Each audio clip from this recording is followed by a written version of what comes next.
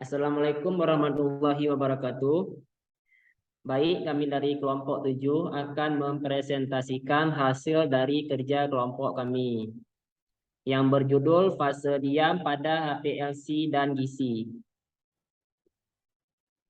Jadi, kami ada 4 anggota kelompok. Yang pertama Dwi Haris Abdari, yang kedua Fauzul Iman, yang ketiga Irfan Fahmi, dan yang keempat Alfi Prayoga Masa. Baik, pada pengertian yang pertama akan dijelaskan oleh Saudara Haris Abdari. Kepada saudara kami persilakan. Oke, pengertian HPLC, High Performance Liquid Chromatography atau biasa yang disebut HPLC, merupakan teknik analisis untuk memisahkan senyawa serta mengukur jumlahnya dalam suatu larutan campuran berdasarkan kepolarannya. Jenis kromatografi cair ini, di mana sampel dipaksa melalui kolom yang dikemas dengan fase diam, yang terdiri dari partikel berbentuk tidak teratur atau membran berpori oleh cairan atau fase gerak pada tekanan tinggi. Oke, lanjut. Kemudian GC atau gas kromatografi merupakan instrumen yang digunakan untuk proses pemisahan dan identifikasi senyawa yang bersifat volatil atau mudah menguap. Dalam kromatografi gas, fase gerak berupa gas pembawa, biasanya gas inert seperti helium atau gas yang tidak reaktif seperti nitrogen. Fase diamnya berupa lapisan cairan mikroskopik atau polimer di atas padatan pendukung fase diam yang berada dalam tabung kaca yang disebut kolom. Baik, pada yang pembahasan yang kedua akan dijelaskan. Baik, pada yang pembahasan yang kedua akan dijelaskan oleh kawan kami yaitu Irfan Fahmi. Kepada Irfan kami persilakan. Berikut komponen-komponen HPLC. Yang pertama eluent. Eluent itu merupakan pembawa menuju kolom, baik pembawa sampel. Selanjutnya adalah pompa yang mengalirkan eluent menuju kolom dan mengatur kecepatan alirannya. Dan ada injektor, tempat menginjeksikan sampel menuju kolom. Selanjutnya ada kolom berupa fase gerak yang tempat memisahkan antara sampel dan eluent. Ada kolom oven yang merupakan pengontrol suhu dalam analisis.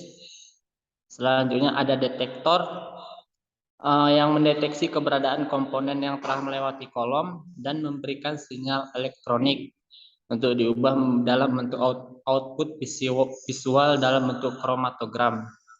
Selanjutnya recorder yang merekam bentuk visual yang telah diubah dalam bentuk kromatogram. Oke. Selanjutnya komponen gizi adalah gas carrier atau gas pembawa.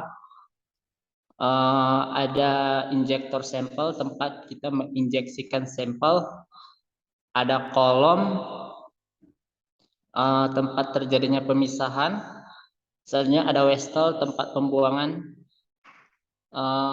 Dan ada detektor, tempat pengubahan sinyal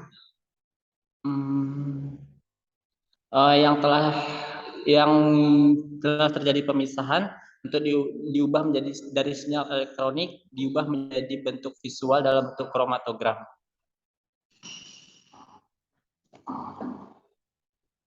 Untuk yang selanjutnya akan dijelaskan oleh Alfi Prayoga Masa. Kepada Alfi kami persilakan.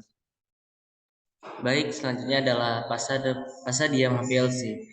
Kolom adalah tabung yang dikalibrasi lurus dengan panjangnya antara 3 dan 15 cm dan pada dinding bagian dalam kadang-kadang dilapisi dengan material inert seperti kaca atau PK. Kolom bisa terbuat dari sejenis plastik disebut dengan CATI atau terbuat dari stainless steel. Kolom pada kromatografi cair kinerja tinggi atau KCKT atau HPLC merupakan bagian yang sangat penting sebab pemisahan komponen-komponen sampel akan terjadi di dalam kolom. Seperti yang terlihat di gambar, ada beberapa model kolom seperti glass, pack, stainless steel.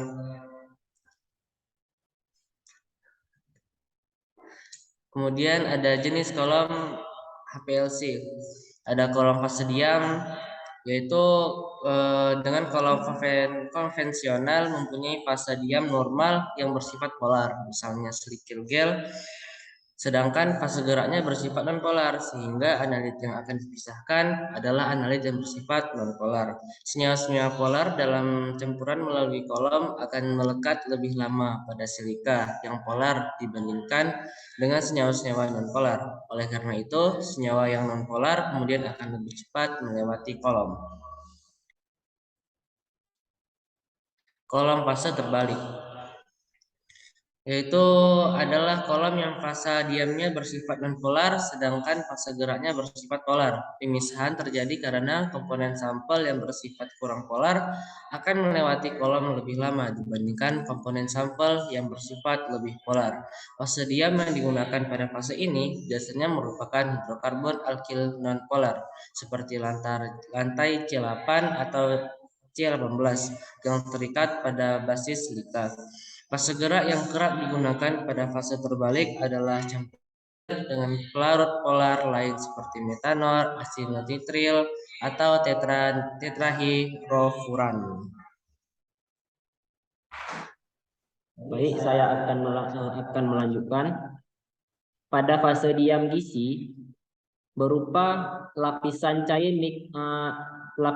cairan mikroskopik atau polimer di atas padatan yang berada di dalam tabung kaca atau logam yang disebut kolom. Kolom itu sendiri berfungsi untuk memisahkan senyawa yang ada dalam suatu sampel. Adanya pemisahan karena perbedaan kecepatan aliran dari senyawa dalam sampel ketika dibawa oleh fase gerak. Sampel akan didorong oleh fase gerak melalui celah-celah pada partikel untuk melewati kolom. Ukuran yang kecil akan lebih mudah dalam melewati celah daripada ukuran yang senyawa yang lebih besar. Jadi di sini ada jenis-jenis kolom pada gizi. Yang pertama itu ada P kolom.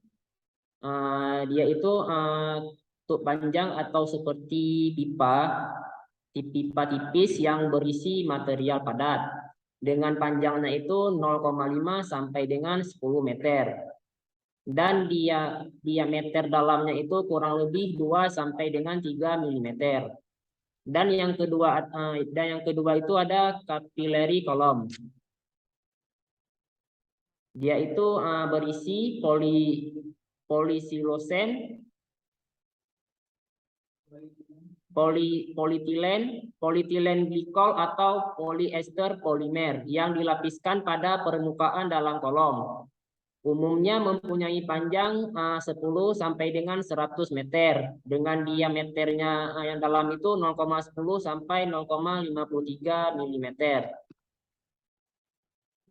Mungkin sekian dari presentasi kelompok kami. Lebih kurang kami mohon maaf. Saya selaku moderator izin pamit undur diri. Wassalamualaikum warahmatullahi wabarakatuh.